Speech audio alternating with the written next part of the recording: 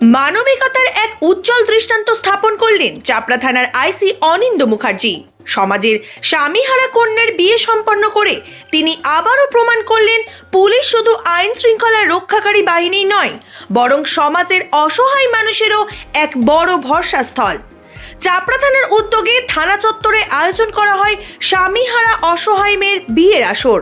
চাপড়া থানা এলাকার বাসিন্দা মামনি ঘোষ এবং রতিন হালদার সিভিক ভলেন্টিয়ার হিসেবে চাপড়া থানায় কর্মরত। 2021 সালে মামনি ঘোষের স্বামী দীর্ঘদিন ক্যান্সারের কারণে অসুস্থ থাকায় অবশেষে মৃত্যু হয়। এরপরে বেশ কয়েক বছর কেটে যাওয়ার পর রতিন হালদার এবং মামনি ঘোষের মধ্যে সম্পর্ক স্থাপন হয়। তারা দুজনে একসঙ্গে থাকতেও শুরু করে। সেই খবর পান চাপড়া থানার ভারপ্রাপ্ত আধিকারিক অনিন্দ মুখার্জি। এরপরই তিনি সিদ্ধান্ত নেন দুজনকেই সামাজিক এবং আইনতভাবে বিবাহ দেবেন। অবশেষে গতকাল রাতে চাপড়া থানার মধ্যে একটি অনুষ্ঠানের আয়োজন করা হয়। সেখানে ব্রাহ্মণ ডেকে সামাজিক মাধ্যমে তাদের বিয়ে সম্পন্ন করা হয়। শুধুমাত্র বিবাহ নয়, থানার মধ্যেই খাওয়া দাওয়ার আয়োজনও করা হয় পুলিশের তরফ থেকে। আইসি অনিন্দ মুখার্জি জানান, প্রথমে রতিন হালদার রাজি না হলেও পরবর্তীকালে আমাদের তরফ থেকে বোঝানো হলে তিনি রাজি হয়ে যান। তার কারণ, একটা ছেলের বিবাহ হতে গেলে সামাজিক স্বীকৃতির প্রয়োজন রয়েছে। সেই কারণে আমরা থানাতেই তাদের দুজনের বিবাহ অনুষ্ঠানের আয়োজন করি। এতে তারা দুজনেই খুশি হয়েছে, আমরাও অন্তর থেকে অনেকটাই আনন্দিত।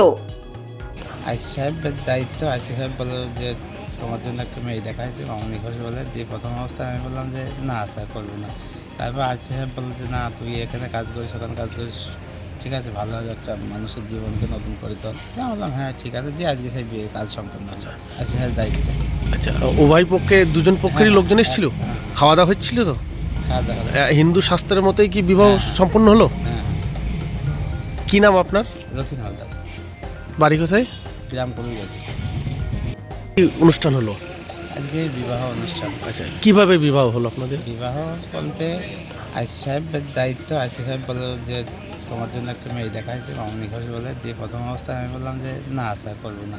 তারপর আইসি সাহেব বলল যে না, তুই এখানে কাজ করিস, ওখানে কাজ করিস, ঠিক আছে, ভালো হবে, একটা মানুষের জীবনকে নতুন করে তো। আমি বললাম হ্যাঁ ঠিক আছে, দিয়ে আজকে সেই বিয়ে কাজ সম্পন্ন হলো। আইসি সাহেব দায়িত্ব। আচ্ছা, উভয় পক্ষে দুজন পক্ষেরই লোকজন এসেছিল? খাওয়া দাওয়া হচ্ছিল তো? খাওয়া দাওয়া হলো। হিন্দু শাস্ত্রের মতোই কি বিবাহ সম্পন্ন হলো? হ্যাঁ। কি নাম আপনার? রতিন হালদার।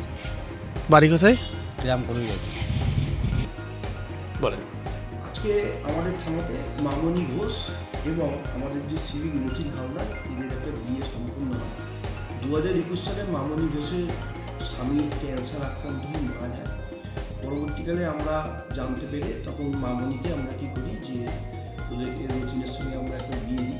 ঘটনাক্রমে ওরা 8/1/2025 এরা বিবাহ সূত্রে আবদ্ধ হয়, কিন্তু এদের সামাজিক বা আইনি প্রক্রিয়া এদের সম্পন্ন হয়নি।